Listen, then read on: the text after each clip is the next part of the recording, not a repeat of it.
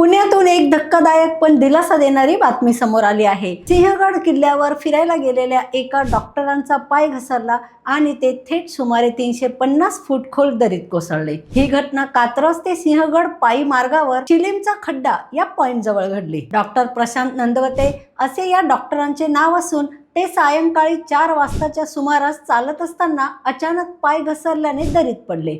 मात्र त्यांनी धीर न सोडता तात्काळ 112 वर फोन करून मदत मागितली। माहिती मिळताच हवेली पोलीस आणि आपत्ती व्यवस्थापन पथक तात्काळ घटनास्थळी दाखल झाले। रात्रीचा अंधार, कठीण डोंगराळ भाग आणि अनेक अडथळे असूनही तब्बल 5 तासांच्या अथक प्रयत्नानंतर दोराच्या सहाय्याने त्यांना सुरक्षित बाहेर काढण्यात यश आले। सध्या डॉक्टर नंदवते यांची प्रकृती स्थिर असून त्यांना किरकोळ दुखापत झाली आहे। या धाडसी रेस्क्यू ऑपरेशनसाठी पोलीस आणि आपत्ती व्यवस्थापन पथकाचे सर्वत्र कौतुक होत आहे। अशा ठिकाणी फिरताना नेहमी काळजी घ्या आणि सुरक्षित राहा। रोकठोक महाराष्ट्राला सबस्क्राइब करा आणि बेल आयकॉनवर क्लिक करायला विसरू नका।